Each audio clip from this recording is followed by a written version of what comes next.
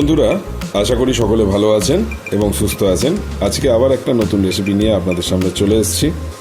আজকের রেসিপি হচ্ছে, শীতকাল পড়ে গেছে, ফুলকপি রেসিপি। আজকে চলুন দেখে নেওয়া যাক ফুলকপি দিয়ে আজকে কি করা হচ্ছে। সবাইকে স্বাগতম আমার চ্যানেল বংদিশারি কিচেনে। তাহলে দেখতেই পাচ্ছেন একটা কড়াই নিয়ে নিয়েছি। কড়াইয়ের মধ্যে বেশ কিছুটা গরম জল অলরেডি হয়ে গেছে। এর মধ্যে এবার দিয়ে দিচ্ছি সামান্য নুন। নুনটাকে একটু নেড়ে চেড়ে মিশিয়ে দিলাম।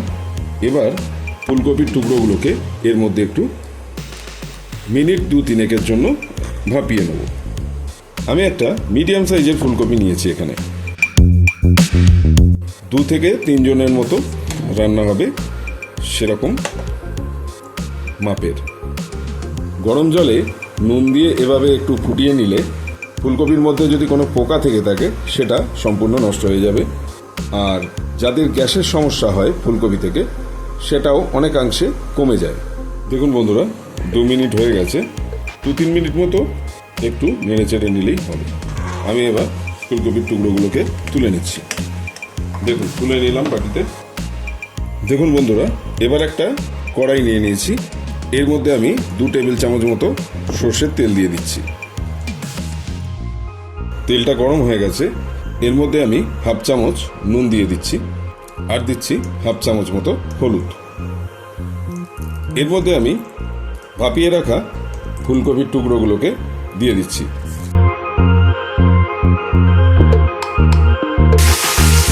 ফুলকপির টুকরোগুলোকে ভালো করে একটু লাল লাল করে ভেজে নেব।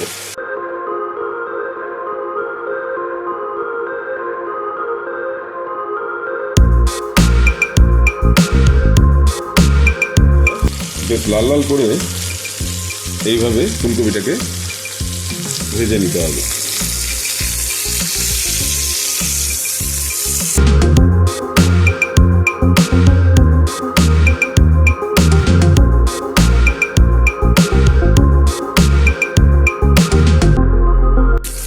দেখুন, ভালোভাবে ফুলকপিগুলো লালচে করে ভাজা হয়ে গেছে। এবার আমি তুলে নিচ্ছি।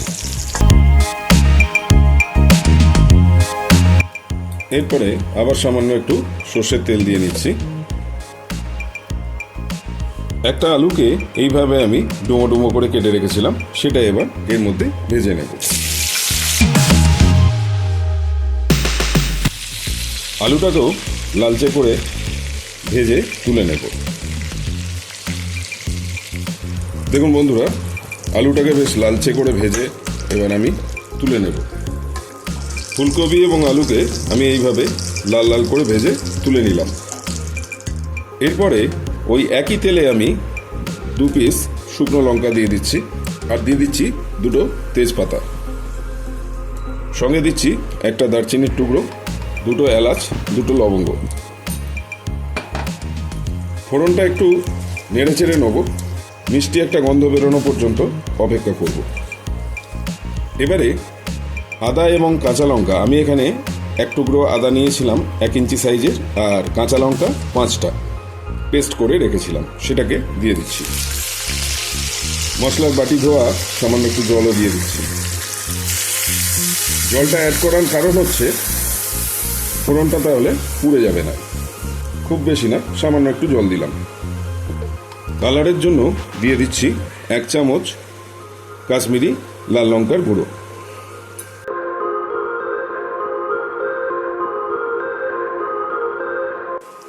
সামান্য একটু হলুদ দিয়ে দিচ্ছি। 1 চামচ জিরে গুঁড়ো, 1 চামচ ধনে গুঁড়ো।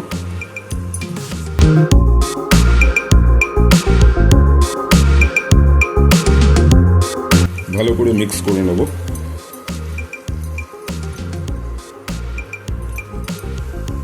মিডিয়াম সাইজের 2টো টমেটোকে আমি এখানে পিউরি করে রেখেছিলাম, সেটা এবার দিয়ে দিচ্ছি।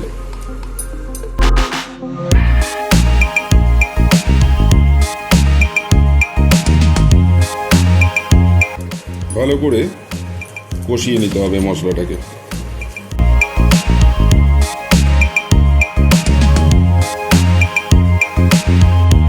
5 থেকে 7 মিনিট এভাবে ভালো করে হাই হিটে কষে নিতে পারলে তারপর দেখবেন আস্তে আস্তে তেল ছাড়বে। দেখুন বন্ধুরা, মশলা থেকে বেশ ভালোভাবে তেল ছেড়ে দিয়েছে। এবারে এর মধ্যে দিয়ে দিচ্ছি 6 থেকে 7 পিস কাজু বাদামকে আমি পেস্ট করে রেখেছিলাম জল দিয়ে, সেটা। কাজু বাদাম বাটা জলটাও আমি এখানে দিয়ে দিচ্ছি। ভালো করে একটু নেড়ে চেড়ে নিচ্ছি।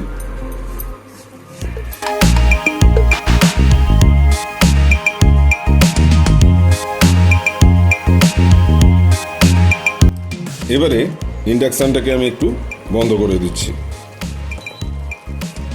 2 থেকে 3 টেবিল চামচ মতো ফেটানো টক দই দিয়ে দিচ্ছি।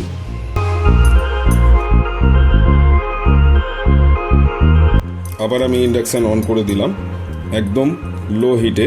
এবার ভালো করে কষে নিচ্ছি। টক দই ব্যবহার করার সময় ইন্ডাকশন অফ না করলে দইটা ফেটে যেতে পারে। আগে ভালো করে খুব সুন্দর করে মিশিয়ে নিয়ে তারপর ইন্ডাকশনটা আবার অন করে দিতে হবে, কিন্তু একদম লো হিটে। ধীরে ধীরে ইন্ডাকশানের আঁচটা বাড়াতে হবে, আর ঘন ঘন নাড়াচাড়া করতে হবে, কারণ কাজু বাদাম বাটা দেওয়া আছে, না হলে নিচেটাই ধরে যাবে। বাদাম বাটা দেওয়া থাকলেই সব সময় নাড়াচাড়া না করলেই রান্না ধরে যেতে পারে।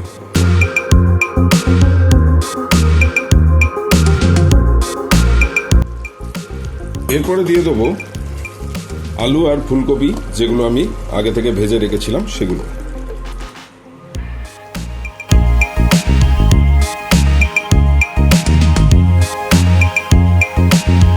এবার আমি 1 কাপ মতো জল দিয়ে দিচ্ছি এর মধ্যে। এবারে এর মধ্যে দিয়ে দিচ্ছি 1 চামচ চিনি, ব্যালেন্স করার জন্য। ফুলকপিটা এবং আলুটাকে এবার ঢাকা দিয়ে দিয়ে বারবার নাড়াচাড়া করে করে সিদ্ধ করে নিতে হবে। নেড়ে চেড়ে দিলাম।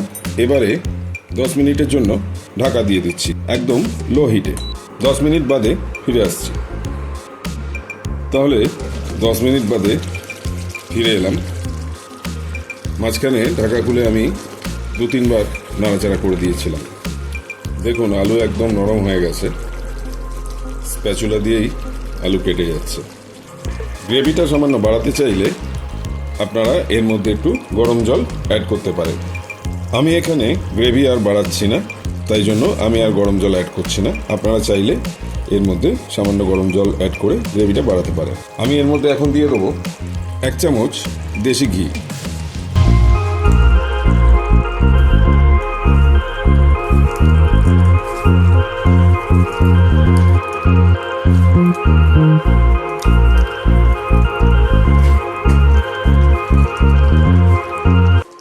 এই সময় আপনারা নুনটাকেও একটু টেস্ট করে দেখে নেবেন, যদি কম থাকে অ্যাড করে দেবেন।